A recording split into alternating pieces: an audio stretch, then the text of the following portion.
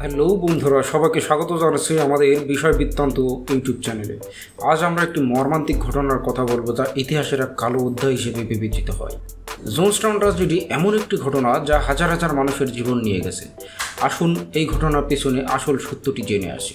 Gym Jones 1931 সালে Indiana ক্রেড গ্রামে জন্মগ্রহণ করেন। ছোটবেলা থেকেই তিনি ধর্ম এবং সমাজের গতি প্রকৃতি ও গভীর আগ্রহ প্রদর্শন করেন। তার বাবা ছিলেন একজন যুদ্ধের অভিজ্ঞ সৈনিক এবং মা ছিলেন ধার্মিক। কিন্তু জিমের শৈশব খুব একটা সুখের ছিল না। বাবা মায়ের মধ্যে বিরোধ এবং দারিদ্রতার সাথে লড়াই করতে করতে তার বড় হওয়া। জিমের মধ্যে একটি একাকিত্ব ও সমাজের প্রতি গভীর হতাশা তৈরি হয়। কৈশোরে তিনি ধর্মীয় পরিষেবাগুলিতে ব্যাপক অংশগ্রহণ করতেন এবং তিনি নিজেই ধর্মীয় মিশন শুরু করার স্বপ্ন দেখতেন। বিভিন্ন ধর্মীয় বই পড়া এবং চার্চে নিয়মিত উপস্থিতি তাকে প্রভাবিত করে এবং তিনি সিদ্ধান্ত নেন যে তিনি সমাজে পরিবর্তন আনতে একজন ধর্মযাজক হবেন। 1955 সালে জিম জোন্স ক্যালিফোর্নিয়াতে পিপলস টেম্পল প্রতিষ্ঠিত করেন।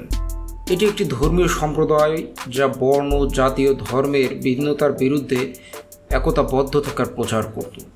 জোন্সের উপদেশ এবং সামাজিক কার্যক্রম অনেকের দৃষ্টি আকর্ষণ করে এবং শীঘ্রই তার অনুসারীর সংখ্যা বাড়তে থাকে। পিপলস টেম্পল এর আদর্শ ছিল সকলের জন্য সমান অধিকার এবং সামাজিক ন্যায় বিচার প্রতিষ্ঠা করা। জোন্স প্রথম থেকেই প্রচার করতেন যে তার মিশন ছিল একটি সমতা ও ন্যায়ের সমাজ গড়ে তোলা যা বর্ণ, ধর্ম এবং অর্থনৈতিক পার্থক্যকে কোনো স্থান দিবে না। তার প্রাথমিক কাজগুলো ছিল অভাবী মানুষের সাহায্য করা, গৃহহীনদের আশ্রয় প্রদান করা এবং খাবার বিতরণ করা। এসব কাজের মাধ্যমে তিনি দ্রুত ও জনপ্রিয়তা অর্জন করেন এবং তার অনুসারীর সংখ্যা বাড়তে থাকে। 1970-এর দশকে পিপলস টেম্পল একটি শক্তিশালী ধর্মীয় গোষ্ঠীতে পরিণত হয় এবং তার অনুসারীর সংখ্যা লক্ষাধিকে পৌঁছে যায়। জোন্সের নেতৃত্বে পিপলস টেম্পল অনেক সামাজিক এবং রাজনৈতিক কাজে যুক্ত হয়, যার ফলে তাদের প্রভাব ও শক্তি বৃদ্ধি পায়। কিন্তু সময়ের সাথে সাথে জোন্সের প্রতি অনেকের সন্দেহ ও প্রশ্ন শুরু হতে থাকে। বিভিন্ন মিডিয়ার রিপোর্টে প্রকাশ পায় যে পিপলস টেম্পল এর মাধ্যমে অর্থনৈতিক দুর্নীতি, মানসিক ও শারীরিক অত্যাচার এবং জোন্সের ব্যক্তিগত জীবন নিয়ে বিতর্কিত কর্মকাণ্ড চলছে। জোন্স এবং তার অনুসারীরা 1974 সালে গায়ানাতে একটি কৃষি প্রকল্প করার সিদ্ধান্ত নেয়, যাকে পরবর্তীতে জোনসটাউন নামে পরিচিত করা হয়। এটি একটি স্বনির্ভর কমিউনিটি হিসেবে গড়ে তোলা হয়েছিল, যেখানে সকলেই মিলেমিশে কাজ করত এবং সমাজের শান্তি ও সমতা প্রচার করত। গায়ানার গভীর জঙ্গলে স্থবিত এই কমিউনিটি ছিল একটি নতুন পৃথিবীর স্বপ্ন, যেখানে জোন্স বিশ্বাস করতেন যে তিনি তার অনুসারীদের সঙ্গে একটি উন্নত সমাজ গড়ে তুলতে পারবেন। কিন্তু বাস্তবতা ছিল অনেক কঠিন। জোনসটাউন দ্রুত একটি দুঃস্বপ্নে পরিণত হয়। জিম জোন্সের কর্তৃত্বময় আচরণ, পরায়ণা ও মাদকাসক্তির কমিউনিটির মধ্যে একটি আতঙ্কময় পরিবেশ সৃষ্টি করে। বাসিন্দারা প্রায়শই জোন্সের শারীরিক ও মানসিক অত্যাচারের শিকার হতো। জোন্সের সেখানে একটি নিজস্ব সামরিক বাহিনী ছিল, যারা পুরো শহরটিতে নিরাপত্তা দিত, যাতে শহরের বাইরে থেকে কেউ ভিতরে না আসতে পারত এবং ভিতর থেকে কেউ বাইরে যেতে না পারত। এবং জোনসটাউনের বাসিন্দাদের বাচ্চাদেরকে তার গার্জিয়ানের সাথে দেখা করতে দেওয়া হতো না। তাদেরকে আলাদাভাবে লালন পালন করা হতো এবং তার মা বাবাকে অবশ্যই জোনসটাউনের জন্য কঠোর পরিশ্রম করতে বাধ্য করা হতো। জোন্স প্রায়শই তার অনুসারীদের মধ্যে আতঙ্ক এবং ভয় সৃষ্টি করতেন, যাতে তারা তাকে প্রশ্ন না করে এবং তার আদেশ মান্য করে চলে। তিনি বলতেন যে বাইরের পৃথিবী তাদের শত্রু এবং তাদের যদি জোনসটাউন ছেড়ে যায় তবে তারা নিশ্চিহ্ন হয়ে যাবে। এই ভয় এবং আতঙ্কের মাধ্যমে তিনি তার অনুসারীদের উপর সম্পূর্ণ নিয়ন্ত্রণ বজায় রাখেন। জোনসটাউনের বাসিন্দাদের জন্য খাবার এবং চিকিৎসা সেবা ছিল অপ্রতুল।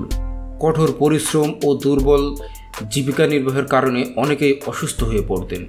জোন্স নিজেও প্রচুর মাদক গ্রহণ করতেন এবং তার মানসিক অবস্থাও ক্রমাগত অবনতি হতে থাকে। এই টাউন থেকে সেই সময়ের সেই ভয়াবহ দুঃস্বপ্ন নিয়ে কিছু লোক পলায়ন করতে সক্ষম হয় এবং যারা সেখান থেকে পালিয়ে আসতে সক্ষম হয় তারা নিয়মিত যুক্তরাষ্ট্রের কংগ্রেসম্যানদের শরণাপন্ন হতে থাকেন এবং তাদেরকে জোনসটাউন সম্পর্কে অবগত করতে থাকেন এবং তারা যুক্তরাষ্ট্রের আইনের কাছে নিয়মিত তাদের আত্মীয়দের ফেরত নেওয়ার জন্য তদারকি করতে থাকেন।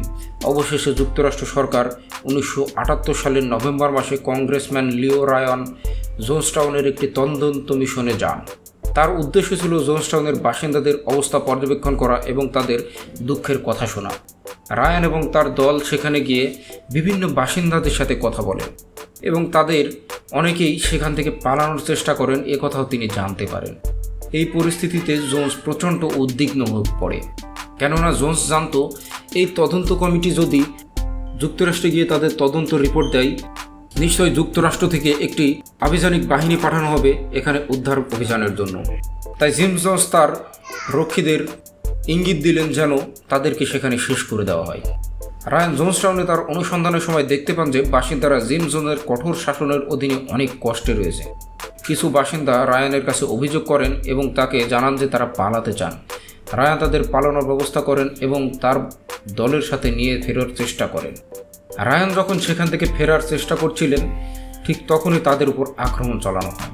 জোন্সের আদেশে কিছু সশস্ত্র অনুসারী এয়ার স্ট্রিপে রায়ান এবং তার দলের উপর হামলা চালায়। এই আক্রমণে রায়ান সহ 5 জন নিহত হন এবং আরও কিছু লোক আহত হন। এই হামলা জোন্স এবং তার অনুসারীদের মধ্যে একটি মারাত্মক আতঙ্ক ছড়িয়ে দেয়। জোন্সের মনে হয় যে তাদের শেষ সময় এসে গেছে এবং তারা আর পালাতে পারবে না। এই ঘটনার পর জোন্স তার অনুসারীদের নিয়ে একটি চূড়ান্ত পদক্ষেপ নিতে বাধ্য করেন।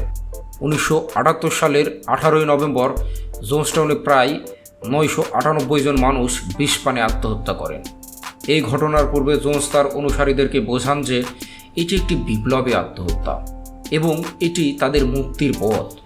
জোন্স তার অনুসারীদেরকে সানাইড মেশানো পানীয় পান করান। প্রথমে শিশুদের এবং পরে বড়দের পান করতে বাধ্য করা হয়। যারা এতে সম্মত হতে চাননি তাদেরকে জোরপূর্বক খাওয়ানো হয়। এই মর্মান্তিক ঘটনার ফলে 918 জন মানুষ প্রাণ হারান, যার মধ্যে অনেক শিশু ছিল। এই গণ আত্মহত্যা ছিল মানব ইতিহাসের এক বৃহত্তর এবং সবচেয়ে হৃদয় বিদারক ঘটনা। জোনসটাউন ট্র্যাজেডির পরবর্তী সময়েও অনেক প্রশ্ন ও আলোড়ন সৃষ্টি করে। যারা বেঁচে ছিলেন তারা তাদের জীবনের পুনরায় শুরু করার চেষ্টা করেন এবং এই ঘটনার ভয়াবহ স্মৃতি নিয়ে বেঁচে থাকতে হয়। জোনসটাউন ট্র্যাজেডির পর বিশ্বজুড়ে শোকের ছায়া নেমে আসে। এটি ছিল মানব ইতিহাসের অন্যতম বড় গণ আত্মহত্যার ঘটনা। আজও এই ট্র্যাজেডি আমাদের স্মরণ করিয়ে দেয় কতটা বিপজ্জনক হতে পারে যদি আমরা অন্ধভাবে কোনো নেতাকে অনুসরণ করি। এটি আমাদের শেখায় সমতা, স্বাধীনতা এবং মানবাধিকারের মূল্য কতটা গুরুত্বপূর্ণ হতে পারে। বিভিন্ন মনোবিজ্ঞানী এবং ঐতিহাসিকরা এই ঘটনার মাধ্যমে মানুষের মানসিক দুর্বলতা, ধর্মীয় বিশ্বাসের অপব্যবহার এবং ক্ষমতার অপপ্রয়োগ নিয়ে গবেষণা করেছেন। তারা বলেন আমাদের সকলের উচিত এই ধরনের বিপজ্জনক পরিস্থিতি থেকে সতর্ক থাকা এবং স্বাধীনভাবে চিন্তা করতে শেখা। আজও জোনসটাউন ট্র্যাজেডি আমাদের মনে করে দেয় যে কীভাবে একটি কুনেতৃত্ব মানুষকে ধ্বংসের পথে নিয়ে যেতে পারে। এই ঘটনা থেকে আমাদের শিখতে হবে এবং এমন পরিস্থিতি যাতে আর কখনো না ঘটে সেদিকে সতর্ক থাকতে হবে।